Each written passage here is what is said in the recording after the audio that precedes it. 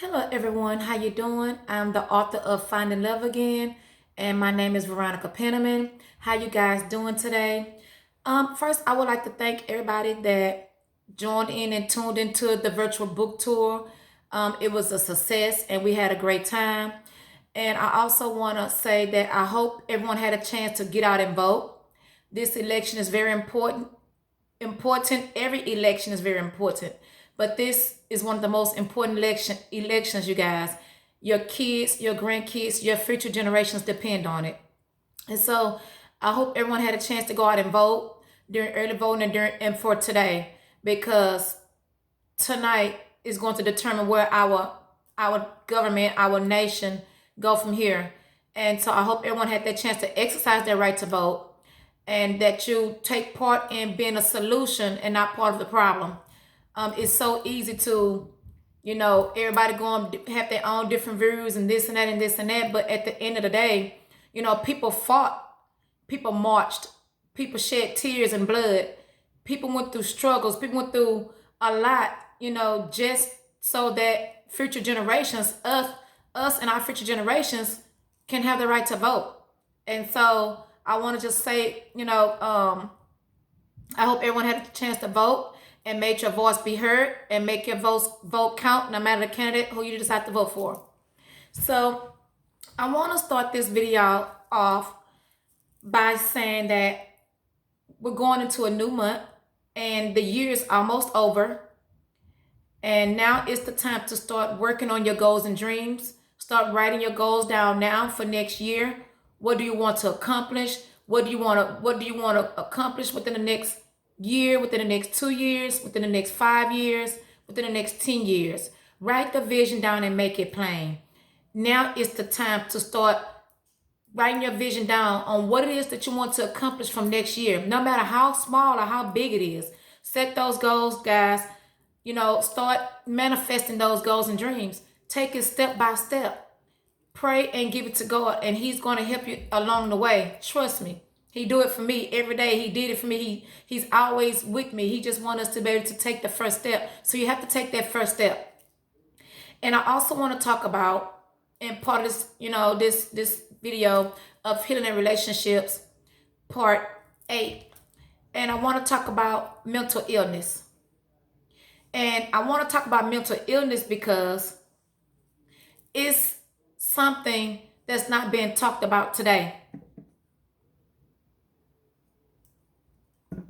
It's a topic that's not getting a lot of attention and exposure and a lot of support and a lot of conversations being had about the topic.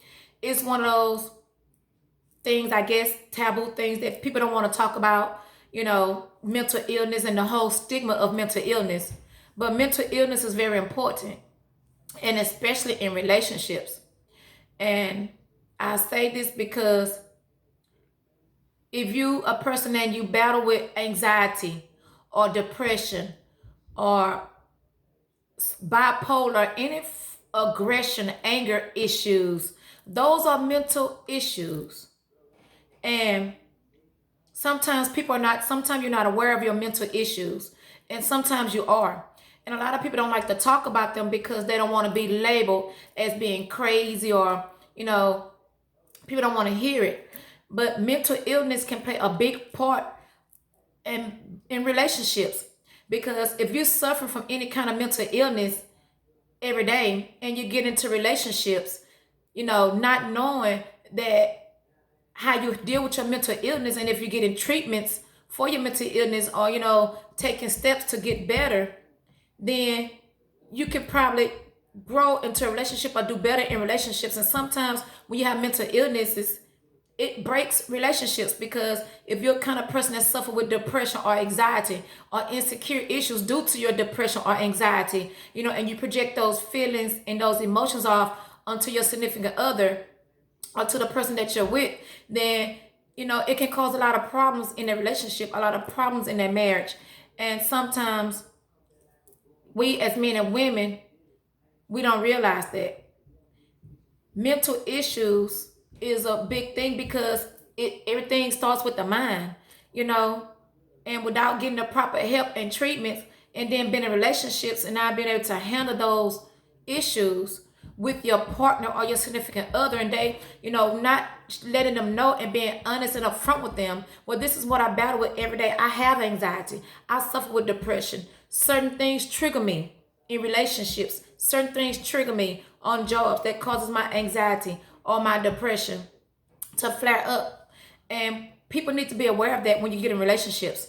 You have to be honest and upfront about everything that's going on with you from head to toe, front and back, inside and out. Men, women, you have to disclose these things. And if you're not getting help for your anxiety or your depression, please get help. There's a lot of support groups. It's a lot of, places that you can go to talk to someone, counselor, therapist. Don't be afraid to get the help you need, because getting the help you need can help save your relationships with your families, your kids, your significant other. So it's very important that you take care of your mental health.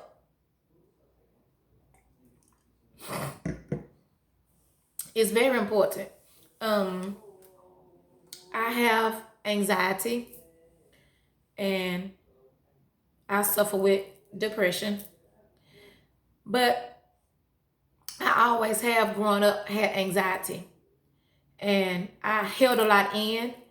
I sometimes when didn't feel like talking to anyone, when I just bottled a lot up, I just kept it to myself, and then I would just let it bottle up, and then when I couldn't take no more, I would just release everything, and sometimes not in a good way, in a negative way, or when I'm dealing with anxiety, certain things worry me or stress me out, and I shut myself off from my loved ones or my significant other, or and I try to figure out how to deal with it, but that's not good.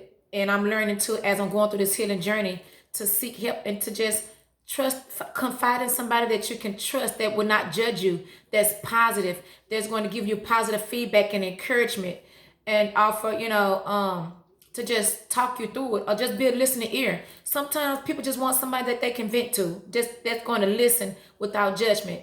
It's not about, listening to somebody to respond back, but just listen to be really a good listening ear for that person. So mental illness is very important, and we have to take care of our mental health. We have to ease our mind. We have to get rid of all the negative things that's in our mind, or stuff that we're dealing with that's setting those triggers, that's causing those triggers to take you to be depressed, whether it's stressing your job, stressing with your relationship, stressing your family life, whatever it is. It's ways that you can deal with that in a positive way and keep your mind clear and keep your mind free from detachment or shutting down to where you don't want to talk to nobody. And sometimes that leads to suicide, and it does lead to suicide. So a lot of people have taken their lives because the depression have gotten so bad, or the anxiety turned to severe depression, and they just closed themselves off, and they just couldn't deal with the pressures of life anymore, or the pressures of society anymore, and they just couldn't take it anymore, and they decided to just check out on life. We don't know what people are going through on a daily basis. And during this time, during this pandemic, when all this stuff is going on, the protests and the division, and, people trying to fight for justice and fight for progress and fight for change, it affects your it affects your mental capacity. It affects, once your mental capacity is affected, everything is affected, because everything starts in the mind. And so I just want to talk about that mental illness is very important.